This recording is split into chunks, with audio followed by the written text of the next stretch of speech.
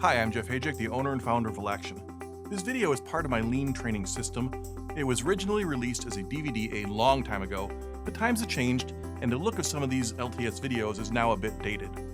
The content is still spot on though, so rather than just discontinue the line, I am posting the majority of each of the 36 videos here, with the remainder available at Action Videos. That's our video service where you can download a wealth of supporting content and watch subscriber-only videos. I recommend subscribing and hitting the notification button if you want to make sure you don't miss any new content. I would also really appreciate if you would hit the like button if this video is helpful and you want to see more content similar to it. The like button helps us get found on YouTube, but it also lets us figure out where you want us to put our future effort. Now enjoy the free version of this video. Welcome to Action Continuous Improvement's overview presentation on lean management. My name is Jeff Hajek and I am the owner and founder of Action Continuous Improvement, and I am also the author of the book, What Do You Mean I Gotta Be Lean? In this video, we will be covering a few rather important objectives. First, we will be looking at how a variety of lean management tools fit together to create a lean management system. Secondly, we will take a look at some of the cultural changes that are required to make a lean management system thrive. At the core of any lean management system should be a strong understanding of the voice of the customer. Large companies with vast resources have some very sophisticated ways of collecting and monitoring and analyzing VOC data. But even if you are a small company, you should still be listening to the voice of the customer. Your data collection methods may not be as advanced, but they should be formalized. You should have VOC processes in place, even if they're very straightforward. The reason for this focus on the voice of the customer is simple. The primary purpose of lean, or any process improvement effort, is to increase the value to the customer, which in turn raises profit. And who defines that value? Obviously, it's the customer, and if you're not listening to them, you don't know what's important to them. Having that clear understanding of customer needs will show in your ongoing operations. Everything you do in your business should ultimately be about serving the customer better.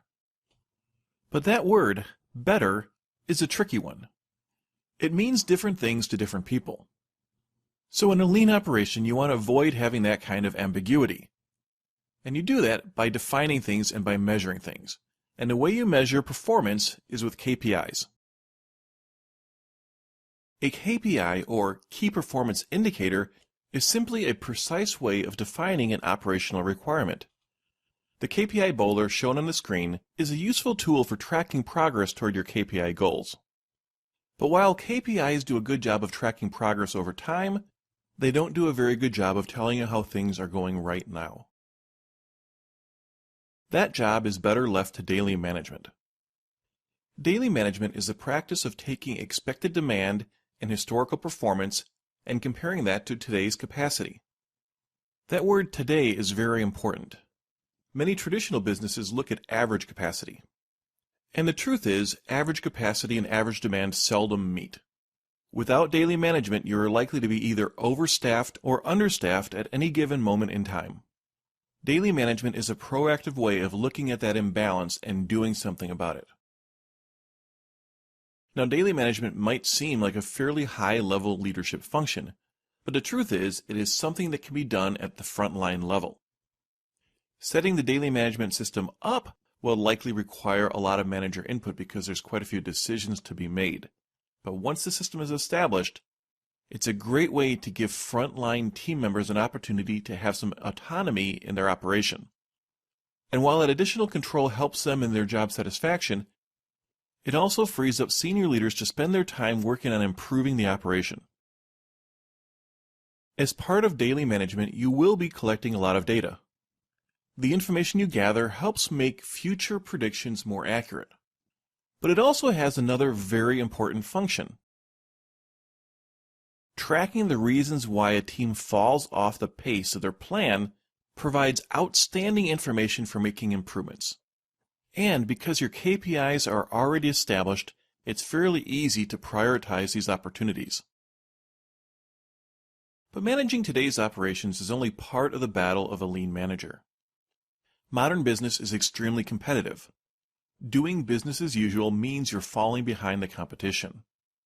So as you saw earlier on the graphic about continuous improvement leadership roles, the people guiding an organization need to be looking down the road and seeing how they will compete in the future. That means strategy development and policy deployment. Most people are familiar with what strategy is, but policy deployment may be a new idea. Essentially, it is a way to take the top-level strategy and cascade it down throughout the organization. So policy deployment starts with a vision. But the problem with visions are that they are vague. It's hard for people at low levels of the organization to understand what they should be doing specifically to make that vision a reality. Policy deployment takes that vision and turns it into very specific 3 to 5 year goals. I hope you are getting something valuable out of this video. If you want to get more out of this program, we recommend watching it on Valaction Videos. You'll be able to watch the entire video, mostly ad-free, and view subscriber-only programs. You'll also have access to a load of continuous improvement downloads. But even that time frame can be a little difficult to wrap your head around if you are, for example, a marketing specialist or a machining supervisor. Policy deployment takes a look at those 3 to 5 year windows and strips off the breakthroughs needed in the next 12 months. Breaking those big goals into smaller ones makes change much more manageable. But one of the things we recognize in lean organizations is that just working harder is not a solution. Hitting those annual breakthroughs takes a shift in how we do business. And those new ways of doing things result in improvement priorities. Those are the processes that we need to change to make sure we can hit our annual breakthroughs. And to tell if those changes are effective, we establish policy deployment targets. Remember, policy deployment is cascaded down to different levels in an organization. And improvement priorities may also be parceled out to different functional groups at the same level. PD targets let each individual look at their own piece of the pie, and when you combine all the different PD targets together, you'll reach your annual breakthrough. But those policy deployment targets won't be met by chance. So every improvement priority needs to have an action plan associated with it. And these go hand in hand with the policy deployment bowler. The PD bowler is very similar to the KPI bowler I showed earlier. And in fact, the metrics on a PD bowler often end up as KPIs. And when you think about this, it makes sense. The improvement priority requires a process change, and those processes turn into the ongoing operations. So the way you measure the effectiveness of the change is likely the way you'll measure the effectiveness of the process once it's in place. So let's take a look at some of the tools used to manage your policy deployment. The first is the PD matrix, or X matrix as it is also known. The X shape of this form helps visually depict the linkage between the different components of PD we talked about earlier. 3 to 5 year targets, annual breakthroughs, improvement priorities, and targets all have a section. And the linkage is shown by placing dots into small boxes in the corners. One thing I did not talk about specifically is that each improvement priority will have a single individual designated as the person responsible for accomplishing it.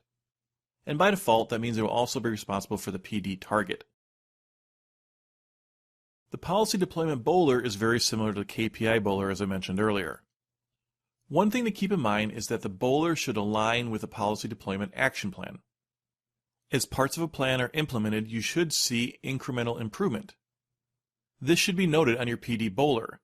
That will let you check progress and make sure that everything is on track. The policy deployment action plan has some features that are common to most action plans, but it also has some very distinctive sections as well. The first is the running impact. This helps the planner think through when the results of their efforts will actually be felt in the PD targets. There is also quite a bit of space dedicated to tracking status. This is because PD efforts are often interconnected throughout an organization. Falling behind in one area can have a ripple effect that impacts other parts of the company. Because of this, a countermeasure is required anytime a plan falls behind expectations. This is in addition to any countermeasures you would have to do when you have a miss on a KPI. Essentially, a countermeasure is something like an A3 light. It is a very focused problem-solving methodology that uses the PDCA cycle to close the gap between plan and reality. Countermeasures and progress on the bowlers should be reviewed on a monthly basis. Part of this is to keep focus on the process. It's easy to get distracted and get pulled away from the important things to handle the urgent. But there is more to the review process than just checking progress. It's also about providing a regular, consistent opportunity to coordinate solutions to the problems. Many problems require external support. The monthly operations review provides a forum where people can discuss solutions and offer up assistance. It's worth noting that the concept of PDCA, plan, do, check, act, also known as the Deming cycle, permeates all of these management tools. Even the policy deployment process itself, with its monthly reviews, is a PDCA cycle. The final piece of this lean management puzzle is the value stream map. Value stream maps are a high-level snapshot of an operation. The current state map shows things as they are now. The future state map shows where you want to go. And that future state should be closely aligned with your improvement priorities. The combination of all those lean management tools provides a framework for a business system. But alone, that's not enough to get where you want to go. The gap between where you are now and where you want to be is closed by applying the continuous improvement tools. Effective lean managers should have familiarity with what these tools are and how they are applied. While they may not be an expert in all of them, they should have enough of a working knowledge to know when to apply them as they encounter problems. More importantly, though, lean managers need to learn how to learn. Effective lean leadership requires a constant evolution of skills. The better a lean manager gets at applying new knowledge, the faster the organization will improve. Leading a lean organization, though, is not just about applying the tools. It also requires fostering a shift in culture. Fortunately, many of the tools that you will be using go hand in hand with this necessary change in the way people think. As part of the Lean training system this video comes from, we offer a variety of Lean Lego training packages. These include our Lean Lego flow simulation, mistake proofing or poka-yoke Lean Lego exercise, and our visual controls and 5S Lean Lego exercise. We've also got an office flow simulation for those not implementing continuous improvement on the shop floor. Click the links in the description below or click on cards that pop up on this video to learn more. We'll also add links at the end. Most organizations understand the need to have a strong focus on external customers. But lean organizations understand the need to also treat internal customers with respect. After all, if you can't support your internal customers properly, how can they support their external customers? Another common view in a traditional organization is that people feel like they have to clear the entire pile of work off their desk. But a lean organization focuses on setting clear expectations. If there's more than 8 hours of work in a pile, it's unfair to expect it to be cleared by the end of a typical day. Because of the lack of measurement in many organizations, it can be quite difficult for an employee to know how he or she is doing. But in lean organizations, there is a constant application of the PDCA cycle, and this feedback loop does not only occur when dealing with problems. It also applies to ongoing operations in the form of daily management. Most organizations do have a fairly strong focus on teamwork, and employees are willing to help each other out. The problem, though, is that the willingness to help is often overshadowed by the lack of ability to help. Lean organizations, though, create a structure that makes it easy for teams to provide assistance to each other. Many companies have a mistaken approach to customer service. Employees often drop whatever they are doing to help a customer. Unfortunately, what they are often doing is helping a different customer, one that may have placed an order earlier or have a more established relationship. In a lean organization, there's a much more clear priority of work. In addition, the constant focus on quality and process improvement reduces the need to provide additional assistance to customers. It's also been my experience that in traditional organizations, if you ask an employee what needs to get fixed, he has to take a moment to think about the problems. In a lean organization, though, there is often very little hesitation. Employees can often tell you exactly what projects are being worked on, and may even be able to give you a guided tour of the tracking system and the work in process. In many organizations, experience plays a key role in problem solving. That wisdom gained from time on a job in a lean organization is still important, but in a different way. It helps people understand what data needs to be collected and then lets them make better sense of what that information means. Continuous improvement cultures don't put as much emphasis on firefighting as you might imagine. The true heroes in organizations that are really focused on getting better are those that are good at fire prevention. In many organizations, employees face periods of very intensely hard work. That's not to say that employees in lean organizations have it easy. It's just that they don't have the same spikiness to their workload. Their jobs tend to require a much steadier level of effort, and this is because they focus more on the value-added things and less on the aberrations and wasteful activities. In many organizations, managers are highly involved in every problem-solving decision. But as a company develops a greater focus on continuous improvement, there is more of an emphasis on frontline employees making decisions on their own. This only happens, though, after they are properly trained on problem-solving and decision-making processes. And finally, all of this talk about measurements probably would spook people in a traditional organization. They typically feel like Big Brother is watching them. But in a well-run lean organization, people very quickly see the value of tracking information. When data collection starts leading to problem-solving, as long as nobody's getting in trouble, pushback tends to diminish substantially. Unfortunately, changing a company's culture does not come easily. There is no magic wand you can wave and change the values of an organization. If you want a meaningful change in a culture, you have to look at the foundation.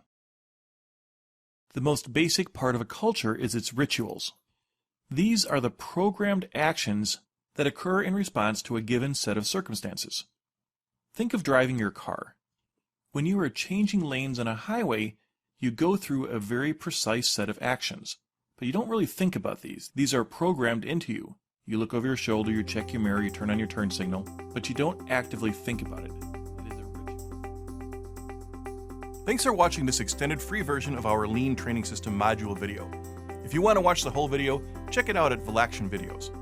If you want to make sure you don't miss the next LTS video that we post, please be sure to subscribe down below. We also always appreciate likes as it helps us get viewed more and makes us keep adding additional content. Thanks for watching, and best wishes on your continuous improvement journey.